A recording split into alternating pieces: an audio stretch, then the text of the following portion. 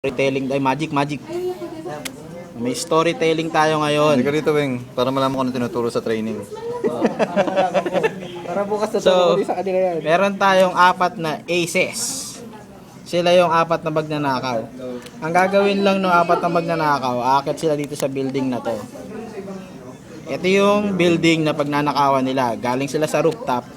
Tapos isa-isa silang bababa. Yung ace na flower, yung ace na heart, saka yung ace na spade. Tapos yung ace na diamond, yung lookout nila. So, ang gagawin nila, bababa na sila isa-isa doon sa building, tapos magnanakaw sila.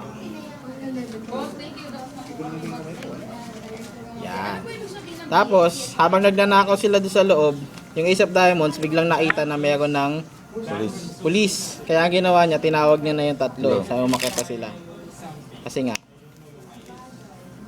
may pulis eh. Tatakas na sila gamit yung helicopter. So, tinawag niya na yung ace. Umakyat na rin yung isa pang ace. Isang ace. Isa pa. Ayun. Yung mga story ng apat na magnanakaw. Ang galing mo, pare! Boom!